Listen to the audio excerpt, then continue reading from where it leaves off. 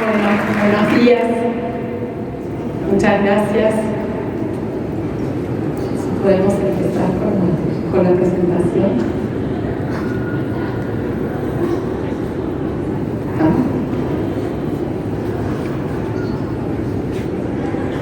Bien.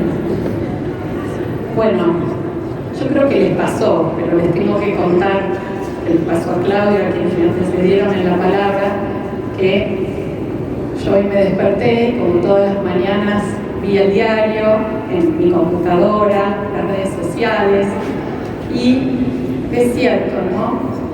No podemos negarlo.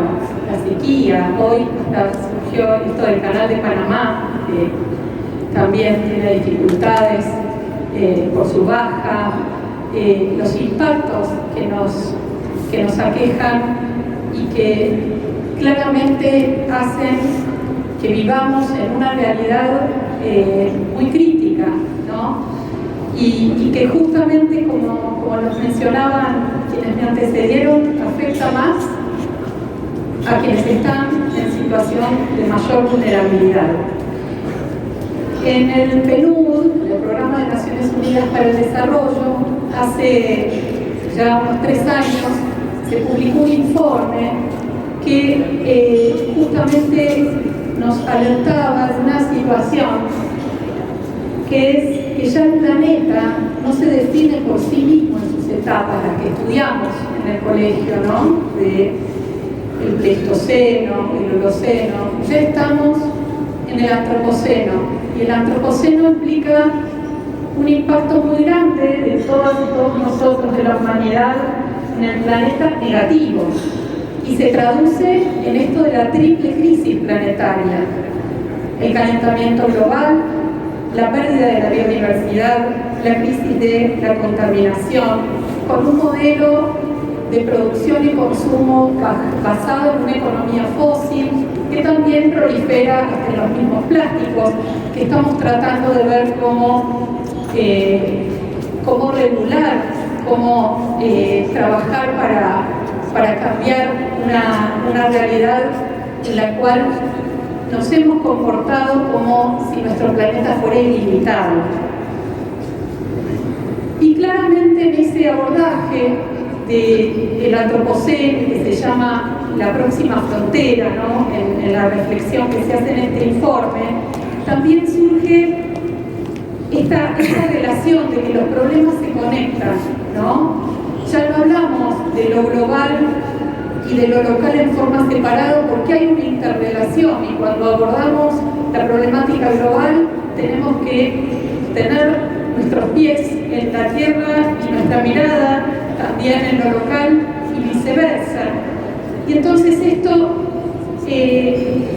también nos conecta con una realidad que es verdad, Víctor, estamos en crisis, pero todavía no llegamos al punto de no retorno. Entonces creo que en esto ya aumentamos la temperatura al grado .1, el grado .5 no está lejos, como bien lo señalaba Claudio previamente, y tenemos que trabajar en ese sentido. Y lo cierto es que los científicos en el panel gubernamental de cambio climático nos dicen que no es lo mismo el grado y medio que los 2 grados. Si bien el Acuerdo de París claramente esto lo distingue, el IPCC nos dice, y el medio grado más no es algo menor. Impacta, por ejemplo, en que 10.000 millones de personas en el mundo se pueden someter a mayores riesgos. Y entonces, cuando vemos que los problemas se conectan, lo que podemos ver es que en ese abordaje también tenemos el desafío de actuar colectivamente. Y por eso es tan importante un encuentro como este, una iniciativa como la que hoy celebramos. A mí me gusta mucho esto de la política del enjambre de Conrad, que conecta los distintos aspectos, abordajes que podemos hacer de los problemas con las soluciones a las que podemos llegar. ¿Por qué? Porque todavía estamos a tiempo, pero tenemos que actuar. El COVID nos demostró que tenemos que actuar y que la interdependencia no se puede negar. Y si no se puede negar para los aspectos negativos, ¿por qué negarlo para los aspectos positivos? El Plan para la Humanidad existe, que es nuestra Agenda 2030, como muy bien señalaba previamente Claudio. Y esa Agenda 2030, que hoy nos encuentra a mitad de camino, que se decidió en el 2015, también se decidió junto con el marco de Sendai para la reducción de riesgos de desastres y el Acuerdo de París. Entonces, vemos que allí hay una conjugación de herramientas con las que contamos, y ustedes me van a decir, bueno, Maru, Claudio recién nos habló de cómo estamos en camino, pero tenemos que acelerar. Yo les voy a decir, sí, tienen razón. Y también no voy a poder evitar decirles que hay un ejemplo positivo. Siempre nos cuesta, ¿no?, en esto de, como humanidad, cuando abordamos las problemáticas globales, y sobre todo las que tienen que ver con la crisis, combinando factores.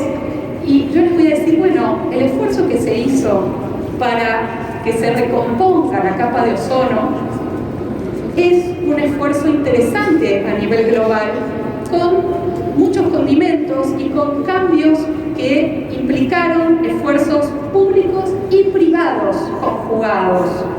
Y si lleva un tiempo la recomposición de la capa de ozono, y los expertos nos dicen esto, estamos camino a, y allí hay algo que funcionó.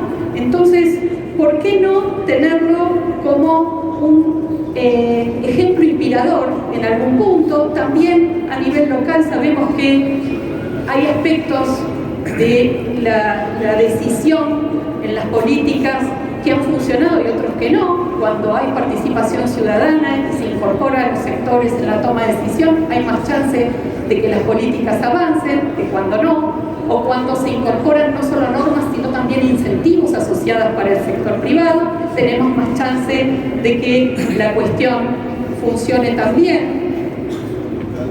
¿Qué podemos hacer en este camino hacia el cambio que necesitamos en una situación crítica?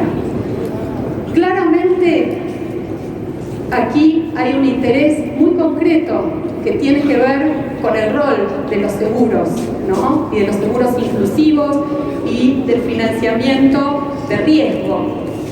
Pero a mí me gustaría en esto reflexionar sobre las distintas aristas, muy brevemente y para hacer honor al tiempo, que tienen este abordaje, porque requiere de apalancarnos en el sistema. Es decir, esto de abordar la crisis requiere de soluciones creativas, ¿no?, pero también de apalancarnos, fortalecer el sistema. ¿Y en qué sentido? Por un lado, apalancarnos en el Estado, en las instituciones, porque son nuestro contrato social básico que necesitamos para vivir en sociedad y organizarnos.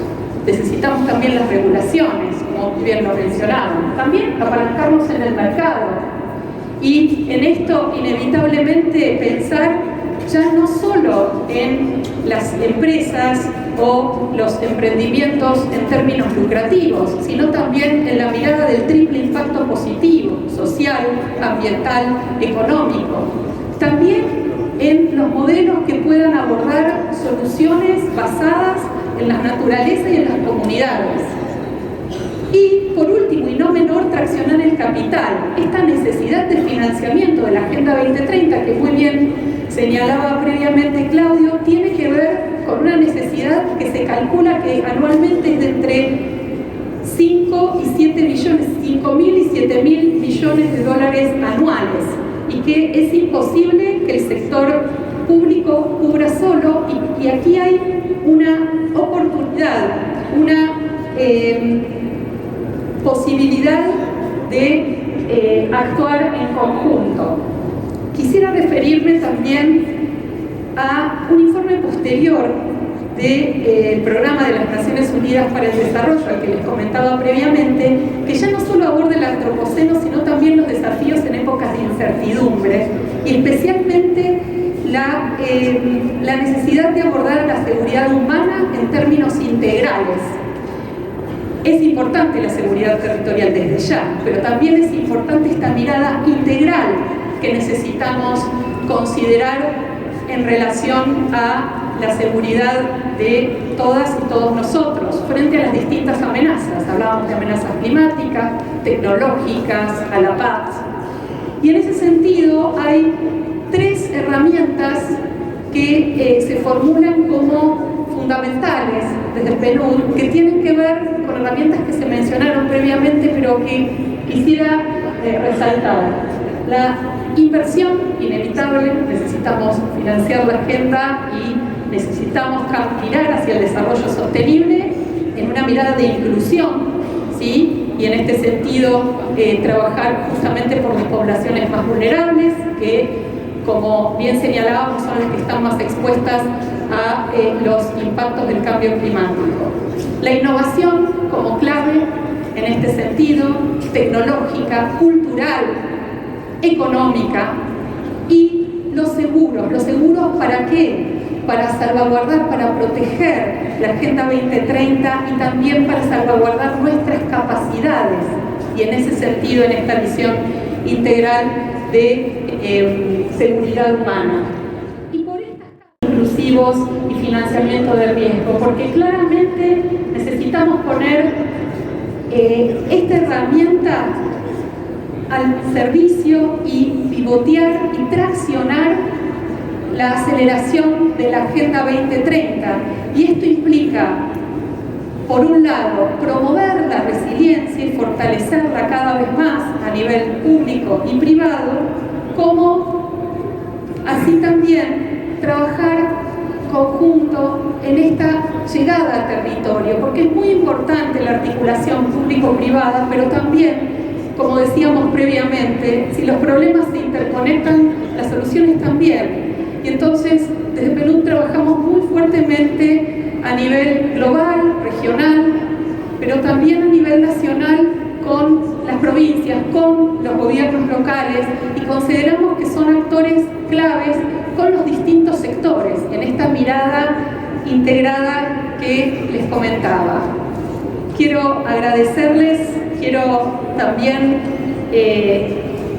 comentarles que para mí personalmente, en el trabajo que llevamos a cabo en el PNUD, y que agradezco mucho, y muchos colegas aquí que han trabajado y trabajan en la temática, resulta fundamental en profundizar el trabajo en lo que llamamos muchas veces amortiguadores, ¿no?, de la crisis, pero que queremos que sean vehículos para este cambio que necesitamos.